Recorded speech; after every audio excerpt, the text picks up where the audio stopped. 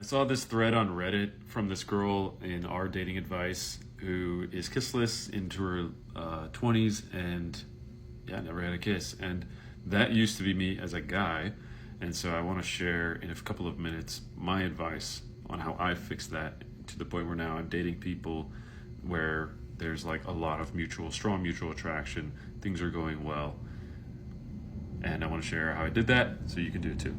If this is you're a guy or a girl who sounds like she's actually very attractive, goes to the gym constantly, slim, but thinks she's ugly. Let's pick this apart real quick. This will illustrate a couple things. So let's assume this is just a decently attractive girl based on the fact that she goes to the gym a lot and she's slim. She's never been approached by a guy. She's been kissless her entire life. She's never turned down a guy, but she's never been asked on a date or been wanted. That's really key. Or been wanted. So, and then the next sentence here is a big giveaway too. I'm quite shy, bit introverted. She likely has self-esteem issues. Again, I'm saying this as a guy who's had the same issue in the past. Words like this, or been wanted, quite shy, introverted. Those are signs that you likely have a self-esteem issue, confidence issue. But when people get to know me, I'm very bubbly, which means underneath the layers of this low self-esteem, there is a very attractive personality. It just takes a safe, trusted environment for that to come out. So she doesn't go out very much. She doesn't do drugs. Harder to meet people in her 20s, yeah. She's analyzing the small details about herself that she thinks are unattractive, her nose, when in contrast, some of the things that you find unattractive about yourself, if you embrace those attributes, those are the attributes that make you specifically different, and those will, for some people, yes, they will find you unattractive. For other people, they will find you very attractive. For me, an example is my very curly hair. Some people do not like curly hair at all. They hate it. Other women love it. It's a very strong, polarizing thing. But then, she says she goes to the gym a lot. She's in shape. She's trying to dress a lot nicer. But yet she's never had an approach, so she's feeling it out there. So if that resonates with you as a guy or a girl, like it resonated with me, I can tell you that the first core key issue there as to why you are not having success with the opposite sex, having someone be attracted to you to the point where they're going to approach you, or just have a desire for you as a guy or a girl, it's a 100% a self-esteem issue. Absolutely. Self-esteem, anxiety. I'm going to show you a really great book for you to read if that resonates. Attached, The New Science of Adult Attachment and How It Can Help You Find and Keep Love. At the very least, you should take an attachment theory test and find out which attachment style you have. There's anxious, avoidant, and secure are the main three. There's a fourth one, which is disorganized, which is a mixture of anxious and avoidant. But anyway, the one you want to be is secure. Secure in yourself so that if someone rejects you, you get over it quickly, and it will help you identify what your tendencies are and also help you identify how to fix that. The best thing about this book for me was, one, identifying that I had anxiety in my life. I had no idea. It was just the norm. And two, it gives examples of what it looks like to live with a secure attachment style, to the point where you can have a fulfilling, intimate relationship with somebody. So to fix this girl's situation, that's number one, is just knowing, to me, this is very clearly a self-esteem, perhaps an anxiety, anxious attachment issue. For example, I was that way for a really long time. I would always try to be what I thought the other person wanted me to be, whether it was with a girl I was interested in dating or just people that I was intimately close to, I had known for years even. I would try to kind of curtail my views on things or what I wanted in order to fit their needs, because that's kind of the environment I grew up in. And then one day, I had this second family that took me in, and my mom, she was like, Dan, we do this stuff on Thanksgiving, because I would spend every Thanksgiving with them, and then they would leave.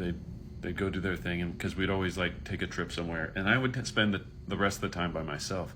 And I would go to all these museums and different things I was interested in, but I wouldn't share those interests with them while we were together because I didn't think that they would be interested in it, right? Or interested in what I wanted to do, interested in me.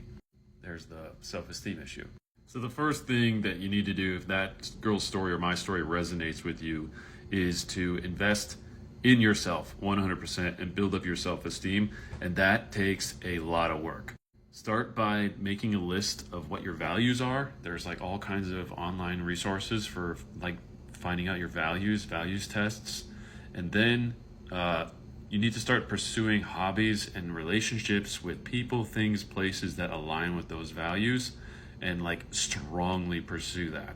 As you start to do that, like developing a career or an interest or a hobby, and you build up confidence in that, that'll carry over to building up your self-esteem. And the more self-esteem you have, the more value that you put into yourself, the more attractive you become.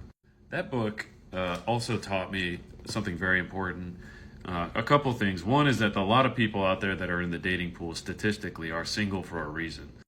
It's just a matter of a fact. If you're in the dating pool, you have to kiss a lot of frogs. The people that are good to be in a relationship with tend to be in a relationship, and then they are in one for a long time. So that's just a helpful tidbit to understand. Is like if you have an anxious attachment, you just have to go through a lot of volume in order to, really find somebody. That's the story for everybody, typically.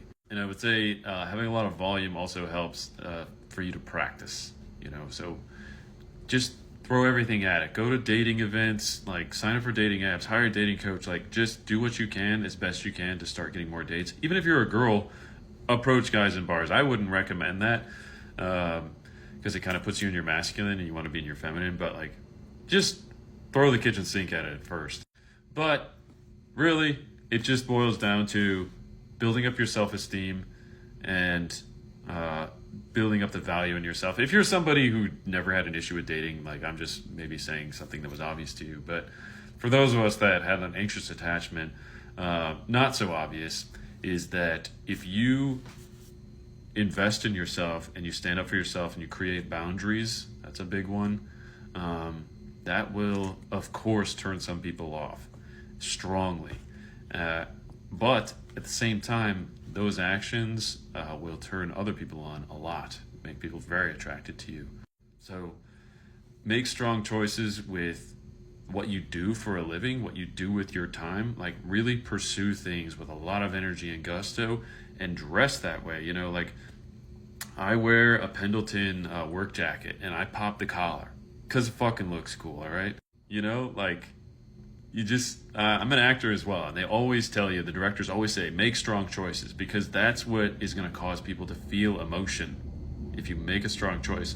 My last girlfriend, I'll preface this, I went on a date with a girl recently, and a couple dates, and it was kind of boring. She's nice, but, and we don't have, a lot of stuff in common, so it's not going to work out anyway, but I could tell it's because she was being nice and didn't know how to properly express herself. And I think if she did, then the date would be much more interesting. But she just doesn't have that core confidence. And it was so interesting for me to recognize that, because I used to be like that. And then my last girlfriend, the reason I was initially so attracted to her right off the bat was she kind of insulted me the first time we started talking, and that's kind of the environment I grew up in. So it was like an immediate, she had a strong, she did something strong, and so that was attractive to me. Other people would have been immediately turned off by it, but yeah. So if you're that person who's never had a date, if you have an anxious attachment or an avoidant attachment, especially anxious though, you want to make sure that you are investing a lot into yourself right now and in developing your values, developing yourself, and then have boundaries with people. Don't rush into things too quickly. Have fun, but really, really focus on building up that value in yourself, and your life will change. Stop seeking validation from other people, because you are enough.